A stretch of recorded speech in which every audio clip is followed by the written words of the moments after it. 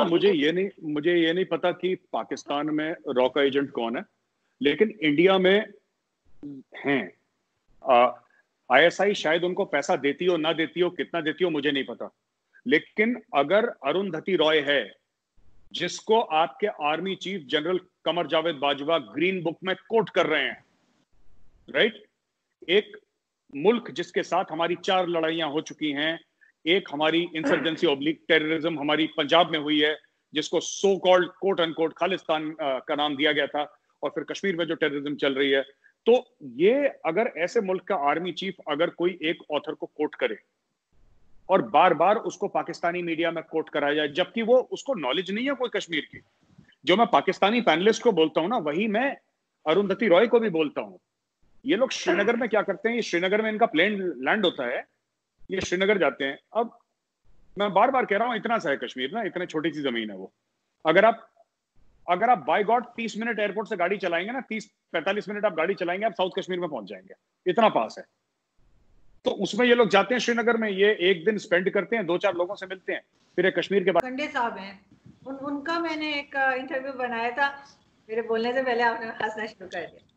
This is very wrong. अच्छा, तो वो आपके आप समझ गए कि उन्होंने क्या कहा होगा। उन्होंने क्रिटिसाइज किया है इंडियन गवर्नमेंट को भी, और उन्होंने ये भी कहा है कि इंडियन आर्मी गलत कर रही है, जुल्म कर रही है कश्मीर के अंदर। तो आपके अपने लोग भी अब तो ये बोलना शुरू हो गए, अब आप उन्हें मानेंगे नहीं ऑब्वियसली। जस्टिस मार्कंडे काटजू जब सुप्रीम कोर्ट में थे तब क्या कर रहे थे? उन्होंने सुओ मोटो क्यों नहीं लिया? अगर इंडियन आर्मी अगर ये सब कर रही थी, या तो मार्कंडे काटजू आज आए और आकर कह दे कि नहीं फला आर्मी चीफ ने मेरे कनपटी पे बंदूक रखी थी कि नहीं तुम्हें सुओ मोटो नहीं लेना, बता देना। आपको किस चीज का डर है? ये रिटायरमेंट के बाद ये बातें करना कि यहाँ पे ये हो रहा है वहां पे वो हो रहा है, देखिए मार्कंडे काटजू वगैरह ये सारे के सारे बास्केट केसेस हैं इंडिया के, इनको कोई पूछ नहीं रहा जब से ये रिटायर हुए हैं। पहले तो ये मुशायरे कराया करते थे सुप्रीम कोर्ट में, ये मुनव्वर राना और ये राहत इंदौरी टाइप जोकर्स को बुला करके, और अब वो भी काम बंद हो गया। अब इन्हें खुद मुशायरों में इनविटेशन नहीं मिलता, तो अब ये क्या करें? तो ये कभी इनको पता है, जैसे मैंने आपसे कहा कि जब जिन्नावाली आजादी का आप नारा लगाते हैं ना, तब मीडिया अटेंशन मिलती है। जब आप ये बोलते हैं ना कि वहां पे इंडियन आर्मी जो है वो ह्यूमन राइट्स वायलेट कर रही है, तब मीडिया अटेंशन मिलती है, बिकॉज इंडिया में जो सबसे ज्यादा क्रेडिबल ऑर्गेनाइजेशन है वो आर्मी है। हाल ही में सर्वे आया था, और ये हर 4-5 साल पे सर्वे होता है, पीयू का सर्वे होता है, बाकी इंडिया में और भी ऑर्गेनाइजेशंस हैं ग्लोबल जो सर्वेस करती हैं। इंडिया में जो मोस्ट क्रेडिबल ऑर्गेनाइजेशन जो वोट हुई है वो आर्मी है, यानी कि, और जुडिशरी उसमें कहीं नीचे है।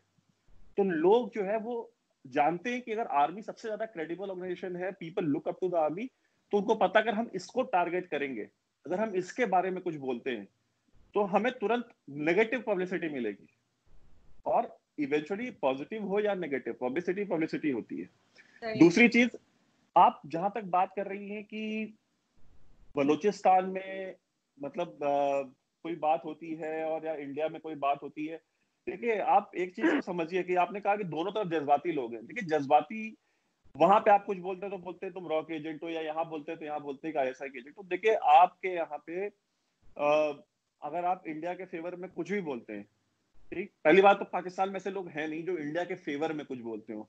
जो बोलने वाले थे वो सारे के सारे मतलब इस दुनिया से रुखसत हो चुके हैं।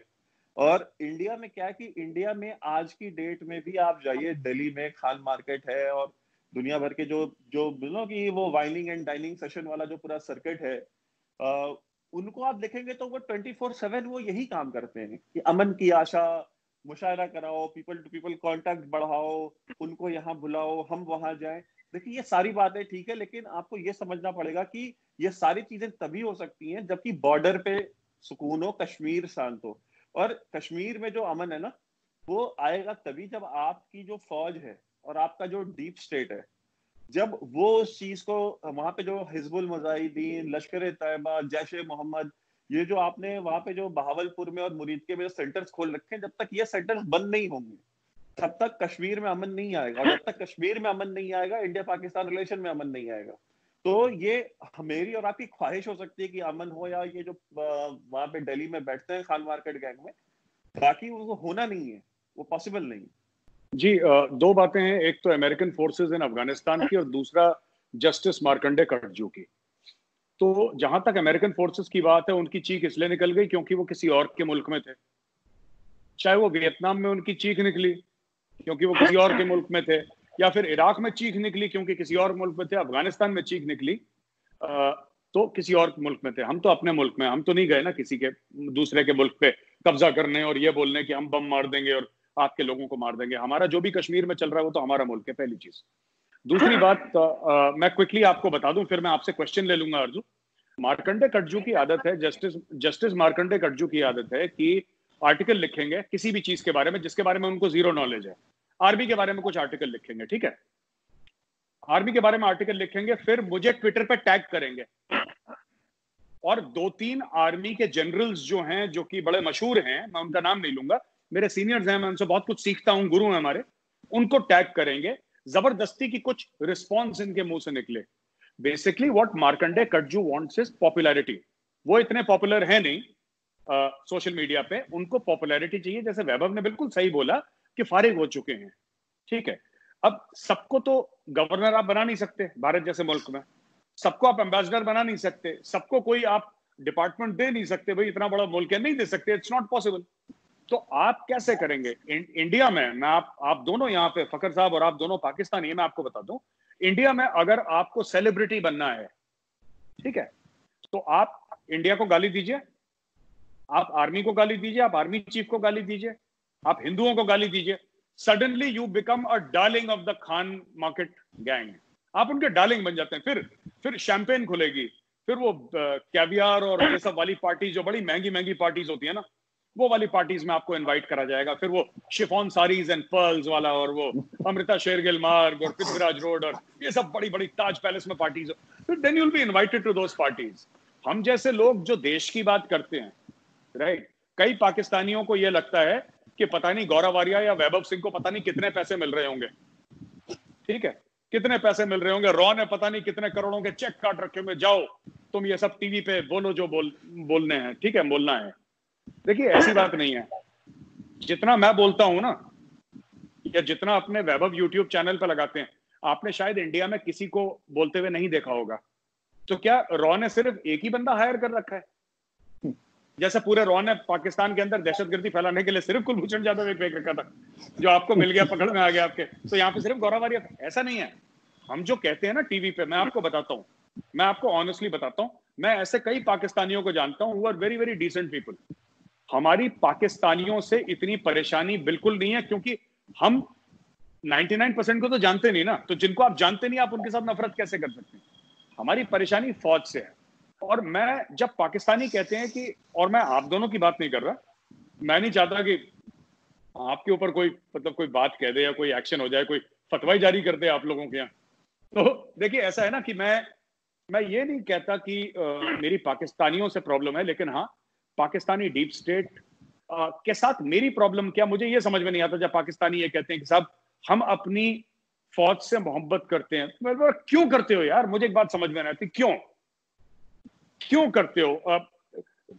भुट्टो को मार दिया, भुट्टो की बेटी को मार दिया, आपके 4 बार तख्ता पलट कर दिया, आपके आईन को फाड़ दिया, ये आपके प्रेसिडेंशियल पैलेस पर दौड़ चढ़े कि हम वहां पे बैठेंगे, आपका हालत खराब करती पूरे मुल्क का, कह रहे हैं हम अपनी फौज से मोहब्बत करते हैं।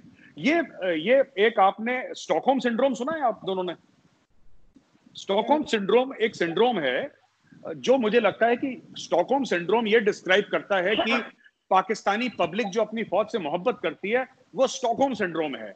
स्टॉकहोम में क्या हुआ था कि लोगों ने, हाईजैकर्स ने जो बंदों को वो हाईजैक करके पकड़ लिया था, उनको किडनैप कर लिया था, और over a period of time, ये बड़ी साइकोलॉजी की बहुत बड़ी स्टडी है Stockholm, it's a very interesting study, in which जो पकड़े गए थे, राइट, उनकी बड़ी सॉफ्ट फीलिंग डेवलप हो गई थी अपने कैप्टर्स के लिए, उनके बड़ा एक सिंपैथेटिक फीलिंग हो गई थी अपने कैप्टर्स के लिए, जबकि उन्हीं को मार रहे थे, उन्हीं को तशद्दुद कर रहे थे। तो मैं कहता हूं जो पाकिस्तानी फौज और पाकिस्तानी आवाम की रिलेशनशिप है, that is actually like the Stockholm syndrome.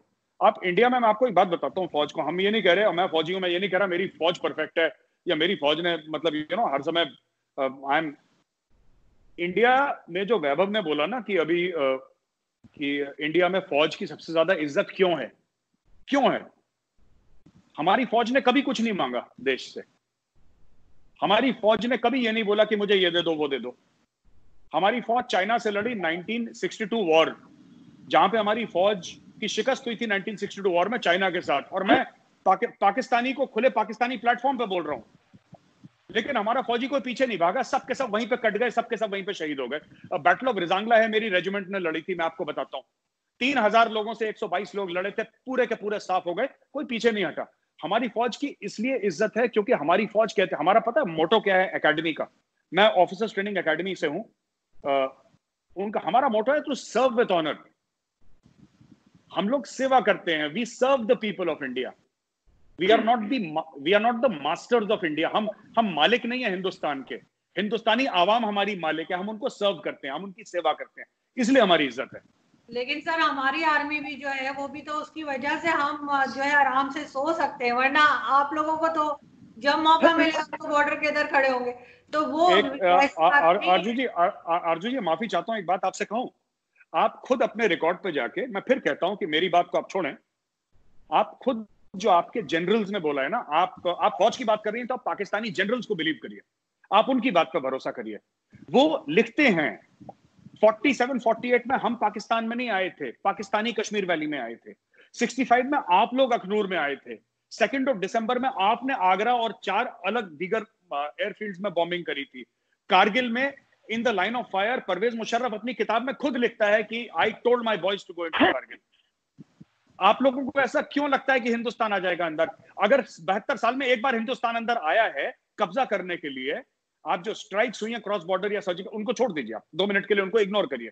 अगर एक बार भी आपका कोई जनरल बोल दे, आप सिविलियन है, मैं ये मान के चलता हूं कि वैभव भी सिविलियन है, फकर भी सिविलियन है, आपको शायद ना पता हो, आपके जब जनरल्स, आपके चीफ ऑफ आर्मी स्टाफ खुद बोलते हैं कि हमने हिंदुस्तान के ऊपर, उन्होंने बोला वो बुराक जो एक आपका घोड़ा है वो बुराक, और एक हॉर्स है, और उन्होंने बोला कि वहां पे जंगे बदर के वहां पे घोड़े आए थे और उनके दांतों पे हमें डस्ट दिखाई दी थी, यानी कि जो डस्ट होती है ना, जमीन से उड़ती है डस्ट, वो उनके दांतों पे हमने दिखाई दी थी। और ये मतलब उन्होंने, मैं पूरी किताब पढ़ी है, मैं दिमाग से निकल रही है। तो आपके जो चीफ हैं, चाहे वो अयूब खान है, राइट, चाहे वो जिया है, चाहे वो परवेज मुशर्रफ है, ये लोग खुद कह रहे हैं कि हमने हिंदुस्तान पे हमला करा है, फिर आप लोग कह रहे हैं हम अमन पसंद है। 4 बार हमला करके आप अमन पसंद कैसे हो सकते हैं जी? एक चीज ये भी होती है ना कि साइकोलॉजी की, जैसे आप बात कर रहे थे कि आपको जो है वो इतना तंग, मतलब आप किसी को इतना तंग करें या कोई आपको इतना तंग करे कि आप उठकर उसको एक चपेड़ लगा दें, ठीक है, आप उसे थप्पड़ मार दें। अच्छा, और ठीक फिर है, आप ये बिल्कुल होता है आरजू जी, बिल्कुल ठीक कह रही हैं आप, ऐसा होता है। आप एक बात बताइए आरजू जी, 1965 की जंग है, ठीक है, जो आपके जनरल्स खुद कहते हैं, अयूब खान खुद कहता है कि हम अखनूर पे चढ़ दौड़े थे, I ordered my cavalry to march upon Akhnoor, फिर छमजोड़ियां की लड़ाई हुई, फिर जो भी हुआ। आप बताइए 1965 में हमने कौन सा कर दिया था साहब, कौन सा आपको प्रोवोक कर दिया था कि आपने चपेड़ मार दी सो कॉल्ड? आप 1965 की जंग का बताइए ना, और कुछ नहीं पूछ रहा मैं। नहीं तो कारगिल में हमने क्या कर दिया था जो आप चढ़ दौड़े? आप ये बात बता दीजिए, हमने क्या कर दिया? आपको क्या लगता है कि यहाँ पे सारे पागल रहते हैं कि वो एकदम से? नहीं, मैंने ये नहीं बोला पागल रहते हैं, मैं सिर्फ आपसे ये पूछ रहा हूं कि आपने बोला ना कि हमने इतना परेशान कर दिया पाकिस्तान को कि पाकिस्तान ने बोला चपेड़ मारो। कारगिल की लड़ाई हुई थी 1999 को, राइट, और इसी महीने में मई में एक्शन शुरू हो गया था, जिसमें महीने में हम लोग बैठे हैं, अप्रैल महीने बातचीत शुरू हो गई थी, फिर जून जुलाई तक गया था। मैं आपसे ये पूछना चाहता हूं कि हमने ऐसा क्या करा कि आपने नदन लाइट इन्फेंट्री को कारगिल में भेजा? हमने कौन सा परेशान करा था आपको, ये बताइए कि आपने ये 3 चीजें करी। अटल बिहारी वाजपेयी जी गए थे लाहौर, मीनारे पाकिस्तान पे उन्होंने रिस्पेक्ट पे करी कायदे आजम को, उन्होंने अब बस में लेकर गए लोगों को, बस से लाहौर पार करा, गले मिले मियां साहब से।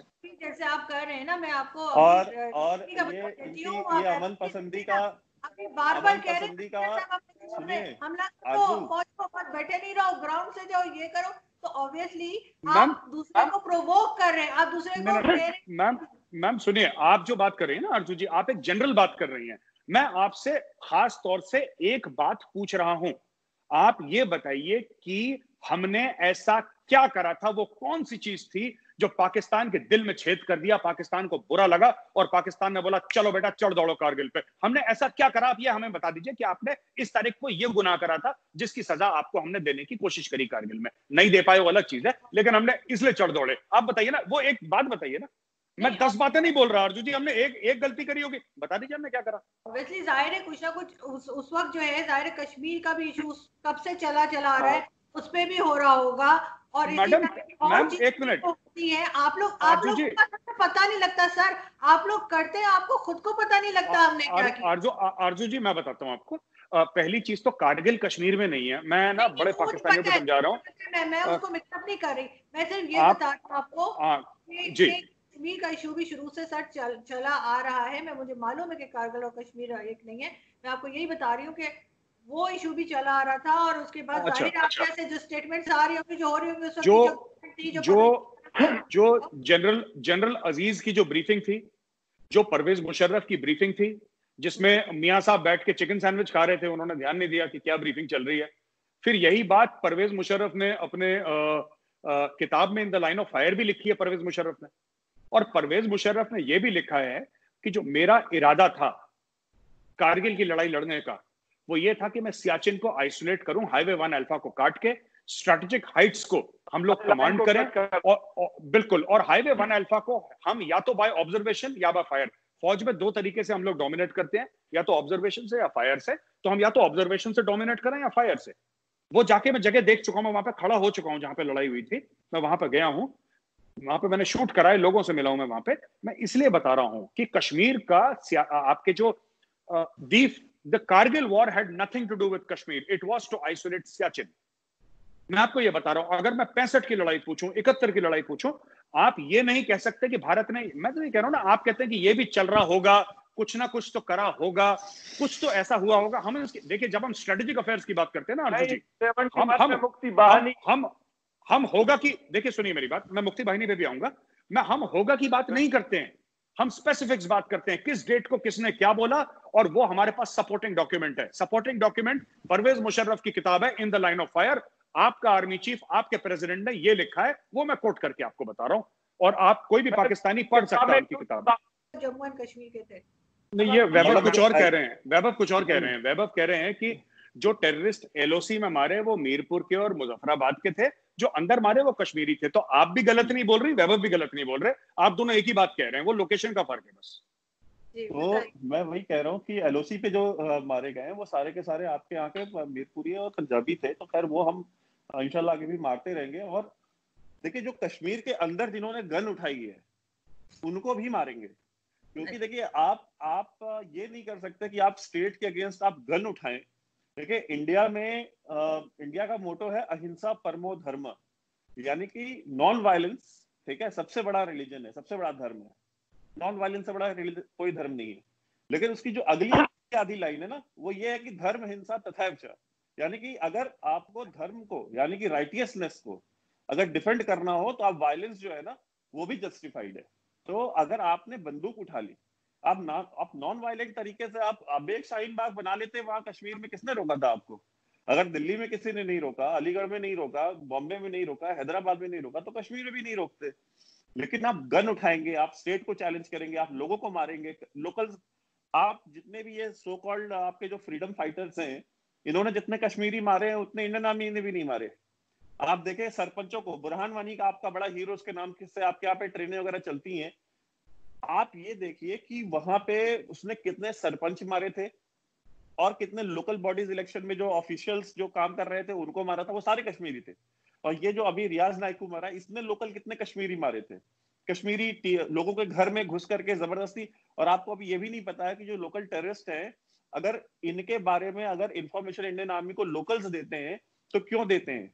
वो इसलिए देते हैं बिकॉज वो इनको परेशान करते हैं।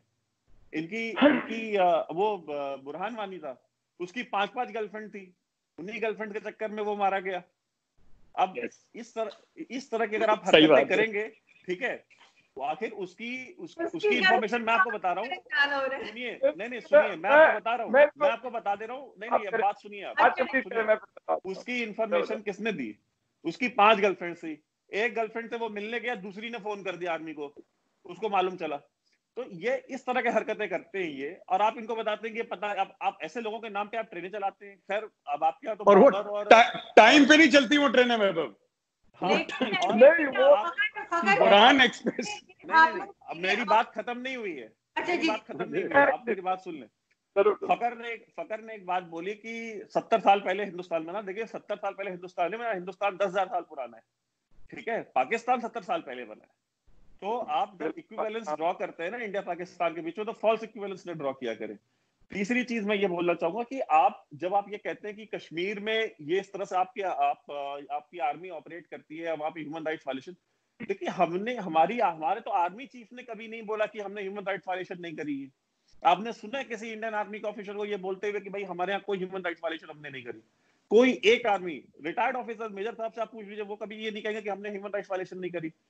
लेकिन इंडिया और पाकिस्तान में डिफरेंस ये है कि हमारे यहाँ जो ह्यूमन राइट्स वायलेशन हुए हैं उन पे कोर्ट ऑफ इंक्वायरी हुई है, उनके खिलाफ एक्शन हुआ है, कोर्ट मार्शल्स हुए हैं हमारे यहाँ। आप अपनी आर्मी का एक कोर्ट कीजिए कि हमारे यहाँ पूरे 70-72 साल में एक ऑफिसर को भी ह्यूमन राइट्स के ऊपर कोर्ट मार्शल हुआ हो। मैं बोल रहा हूँ, मैं पब्लिक लाइफ छोड़ दूंगा, मैं टीवी पे आना छोड़ दूंगा, मैं अपना चैनल बंद कर दूंगा। एक ऑफिसर का नाम बता दें जिसको ह्यूमन राइट्स की वजह से कोर्ट मार्शल किया गया हो। एक ऑफिसर नहीं है, सिंगल। और आपके यहाँ पे इंसर्जेंसी बलूचिस्तान में चल रही है, आपके insurgency north Waziristan, south Waziristan, FATA और कराची ऑपरेशन हुआ आपके यहाँ पे। एक डॉक्टर को आपके यहाँ पे उठा के ले गई, वो डॉक्टर 5 करोड़ रुपए दिए, उसने वो अमेरिका गया, अमेरिका जाने के बाद उससे मीडिया ने पूछा, उसने कहा कि 5 करोड़ रुपए दिया गया तब मैं छूटा हूँ, आपको कहाँ रखा गया था? तो उसने बोला कि मुझे कोर कमांडर के जो कराची कोर का हेडक्वार्टर है, मुझे वहां रखा गया था। अब आप बताइए, आपकी फौज ह्यूमन राइट वाले तो जो भत्ताखोरी आप कहते हैं, हमने कराची में भत्ताखोरी, सबसे बड़ी भत्ताखोर तो आपकी फौज है कराची में। 5 कोर है, 5 कोर वहां पे। ऐसी बात नहीं है कि आप बार बार अगर ये ऑन द रिकॉर्ड है, ये ऑन द रिकॉर्ड उसका है, मैं आपको लिंक भेज दूंगा, आप वो देख लीजिएगा। जो फखर मुसलसल बलूचिस्तान के ऊपर जो है इंडिया से अटैक्स भी हो रहे हैं, बातों की बात कर रही हैं, और मीडिया में भी पता नहीं किधर किधर से बुला के कौन से बलोची जो है फेक किस्म के बलोची बिठा रहे हैं, कल भी बिठा रखा है। तो वो कह रहे हैं नहीं जी एक लाइन बोलूंगा मैं, एक लाइन। बलोची नहीं होता है, बलोच होता है। Balochi is the language, Baloch is the ethnicity. Okay, thank you. Fine, it's okay, मसला नहीं है। अब कॉम्प्लीमेंट देना चाहता हूँ फकर साहब को।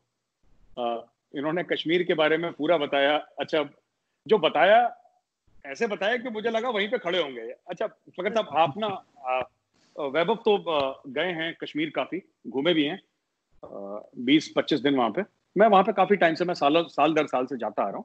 तो मैं आपको बताता हूँ कि जो इंटेलिजेंस गैदरिंग जो होती है, डिटेल में नहीं जाऊंगा, बट मैं आपको मोटा मोटी बता दूं। इसमें कई चीजें होती हैं सर। सिर्फ आप ऐसा नहीं कि फौज से परेशान है या फौज ने किसी को परेशान कर रखा है, तशद्दुद हो रही है, इसलिए ये नहीं होता। उसमें जो भी पाकिस्तानी आर्मी का भी अगर देख रहा होगा ना प्रोग्राम, तो वो भी समझ जाएगा कि वो चाहे मुझे पब्लिकली सपोर्ट करे ना करे, लेकिन उसको पता है कि फौज कैसे करती है, क्योंकि उसकी फौज भी वैसी करती है, अमेरिकन फौज भी वैसी करती है, और सारी फौजें वैसी करती हैं। मोडस ऑपरेंडी सबका एक जैसा होता है। हाँ, कुछ फौज ज्यादा चाबी लगा सकती है, कुछ कम लगाती है, but basically it's the same thing. ऐसा होता है जी कि सोर्सेज होते हैं, ठीक है, कुछ सोर्सेज मोटिवेशन से आते हैं। फॉर एग्जाम्पल, लश्कर या जैश की लड़ाई हुई, आपस में लड़ाई होती है, आईएसआई पैसे देता है, तो आईएसआई उसको पैसे देता है जो इंडियन आर्मी पे ज्यादा अटैक करे या ज्यादा कोई पॉपुलर हो वहां पे, जो ज्यादा रिक्रूट अट्रैक्ट कर सके। तो कैसे आप करेंगे? आपस में एक दूसरे को निपटाते हैं, ये भी सच है। तो जैसे जैश वाले ने लश्कर वाले को मार दिया, ठीक है, उसका भाई बदला लेगा। उसका भाई कैसे बदला ले? अब तंजीम ज्वाइन करके तो बदला नहीं ले सकता, क्योंकि फिर आपस में वहां पे पाकिस्तान में इनकी दोस्ती हो जाती है। तो फिर ये लोग क्या करते हैं ना, फिर ये लोग क्या करते हैं कि ये लोग अपना क्या करेंगे कि एक मुखबर बन जाएगा फौज का, कि मेरे भाई को मार दिया, मेरे बाप को मार दिया, फॉर एग्जाम्पल। फिर कोई कुछ करेगा, कोई कहता है कि नहीं साहब मुझे तो पैसा चाहिए। लालची लोग भी होते हैं, हिंदुओं में भी लालची होते हैं, मुसलमान में भी लालची होते हैं, ठीक है। पर मैंने एक बात देखी, आप प्लीज मेरी बात माइंड मत करिएगा, मैंने आज तक किसी को ये बोलते नहीं देखा, मजहब का हवाला देके किसी हिंदू को, कि मैं हिंदू हूं, मैं झूठ नहीं बोलूंगा, मैं लालच नहीं करूंगा, मैं हिंदू हूं। मैंने आज तक नहीं बोला, मैं देखा। पर मैंने काफी मुसलमानों को देखा कि जी मैं 5 वक्त का नमाजी हूं, मैं झूठ नहीं वो झूठ ही बोल रहा है मेरे सामने बैठ के। तो मैं बोल रहा हूँ देखो, तो हाँ, तो तुम ऐसी चीजें मत बोला करो जिससे तुम्हारे मजहब का नाम खराब हो, क्योंकि जब मजहब का हवाला देते हो फिर 200% you have to be on the spot, फिर आप मजहब का हवाला वरना मत दो, ठीक है। बहरहाल तो ऐसा होता है। देखिए दूसरी चीज है जो वैभव ने बात बोली ना, मैं उससे थोड़ा सा ऐड कर दूं। एक तो मैं 100% वैभव की बात से अग्री भी करता हूं और उसके आगे भी मैं कुछ जोड़ना चाहता हूं। देखिए हमारे मुल्क में हथियार उठाने की कोई गुंजाइश नहीं है। आज की तारीख में ज्यादातर लोग मुझे जानते हैं, ठीक है। क्यों जानते हैं, क्यों पसंद करते हैं, क्यों फॉलो करते हैं? क्योंकि मैं भारत की बात करता हूं। जिस दिन अगर भगवान ना करे, 100 बार कह रहा हूं भगवान ना करे कान पकड़ के, अगर मैंने अपने मुल्क के खिलाफ हथियार उठा लिए तो मेरा बाप मुझे खुद गोली मार देगा। हमारे हिंदुस्तान में कोई स्कोप नहीं है, मुल्क के साथ गद्दारी का कोई स्कोप नहीं है, कोई स्कोप नहीं है। आप इसको सुनिए, नहीं आप प्रोटेस्ट कर सकते हैं। मैंने प्रोटेस्ट करा था 2016 में, Narendra Modi was the prime minister of India, ठीक है। मैंने प्रोटेस्ट करा था OROP, हमारा 1 रैंक 1 पेंशन हुआ था, मैंने बताया भी था आपको पिछली बार।